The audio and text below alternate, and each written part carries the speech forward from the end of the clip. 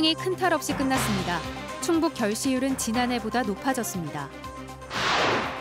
부실급식 어린이집 부모들이 또 다른 황당한 상황에 처했습니다. 아이들 먹을 거리를 직접 챙기게 생겼습니다. 다이옥신 초과 배출이 공개되지 않고 있습니다. 업체가 몇 년째 적발돼도 인근 주민들은 알 길이 없습니다. 단양 시멘트 업체들에게 세금을 매겨 주민들에게 쓰도록 하는 법안이 4년째 국회에 계류 중입니다. 자동 폐기될 가능성도 있습니다. 여러분 안녕하십니까? 계속해서 충북 지역 뉴스입니다. 시멘트 업체가 몰려있는 단양군 주민들이 미세먼지와 대기오염 물질로 고통받고 있습니다. 시멘트 업체들이 생산량에 따라 지역에 세금을 내야 한다는 여론이 높아지고 있는데 이번 국회를 통과할 수 있을지 주목됩니다. 김대용 기자입니다. 시멘트 공장이 몰려있는 단양군 매포읍. 지난 6일 오후 1시 이 지역의 초미세먼지 농도는 1세제곱미터당 330 마이크로그램으로 매우 나쁨 기준의 4.3배가 넘는 최악이었습니다. 같은 시각 차로 30분 거리인 제천시 장락동은 59 마이크로그램에 불과했습니다. 이 지역에서 초미세먼지가 순간적으로 매우 나쁨 수준을 넘어선 것만 올해 들어 317번. 주민들은 오염물질 때문에 창문을 열어두기 힘들 정도라고 말합니다. 굉장히 심해요. 차 보면은 차도 완전히 먼지로 뒤덮일 정도로 이게 공기가 다른 쪽으로 날아가지는 못하고 이쪽에 다 떨어지거든요. 이곳 매포읍 인구는 단양군 내에서도 가장 빠른 속도로 줄고 있습니다. 지난 1년 새 4.4%가 줄어 단양군 전체 평균보다 3배 가까이 많았습니다. 시멘트 업체가 대기오염의 주범으로 불리는 것은 이들이 배출하는 질소 산화물 때문. 단양의 두 시멘트 업체가 지난해 배출한 질소 산화물만 17,000톤인데 국내 제조업 전체 배출량의 10%에 이르는 엄청난 양입니다.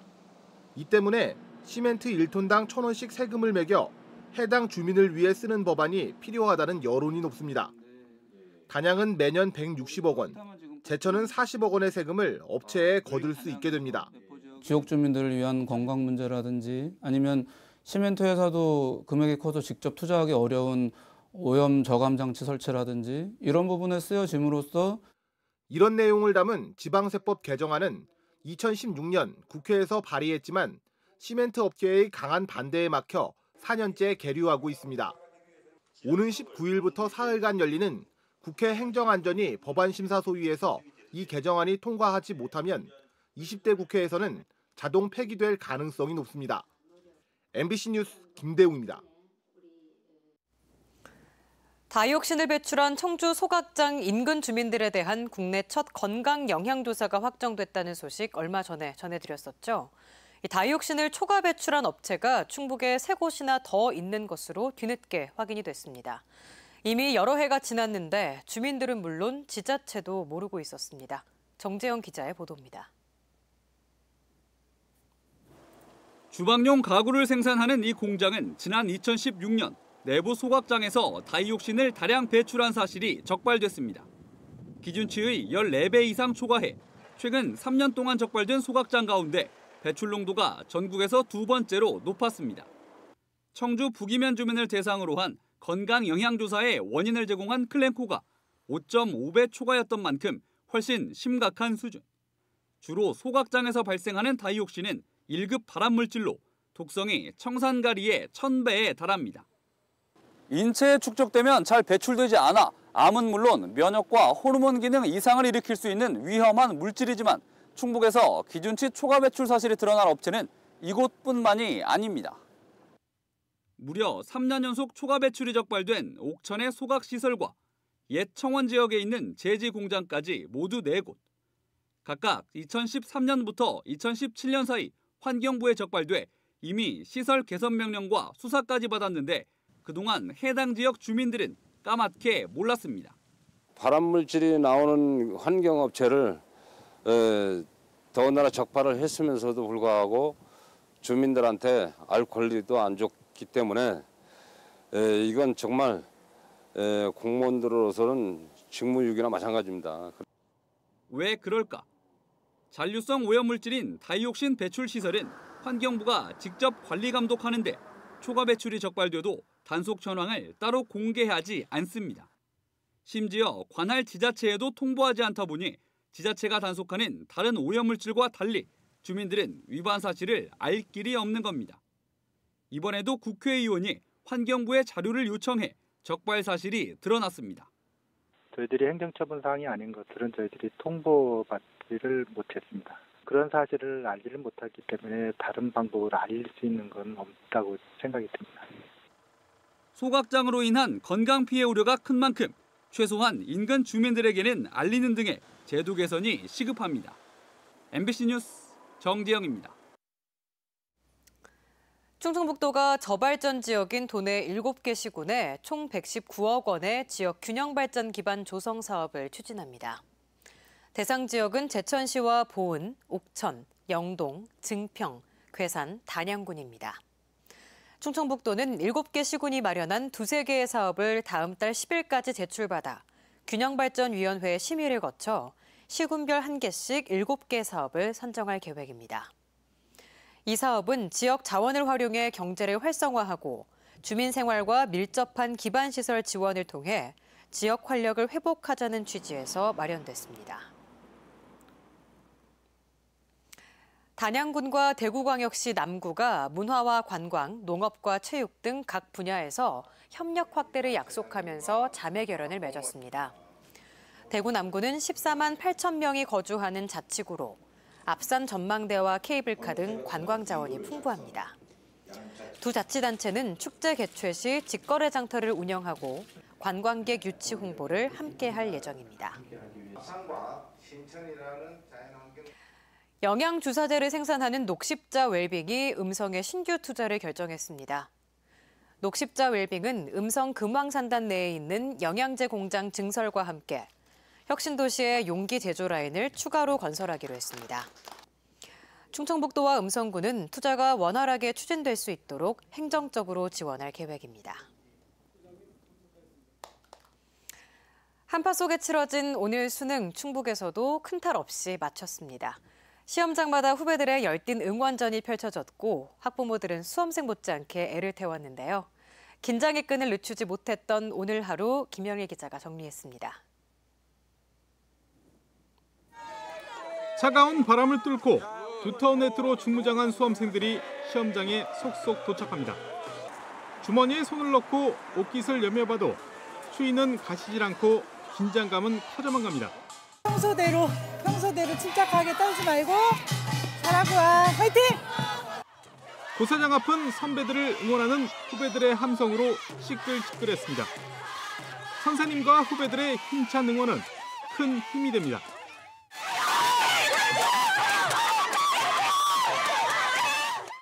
자녀를 배웅하러 나온 학부모들은 추운 날씨에도 쉽사리 발걸음을 돌리지 못합니다. 기도하는 어머니의 마음은 간절합니다. 잘 될 거야. 무조건 잘 될 거야. 그런 마음.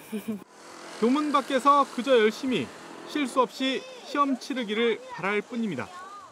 애가 이제 긴장을 많이 하다 보니까 그게 좀 긴장하면 모든 거 잘 못할 수도 있잖아요. 그래서 그 부분이 좀 긴장 안 했으면 하는. 충북에서는 수험생 13,900여 명 가운데 1,600여 명이 시험에 응시하지 않았습니다. 4교시 기준으로 결시율은 12.07%, 지난해보다 1.88%포인트 높아졌습니다.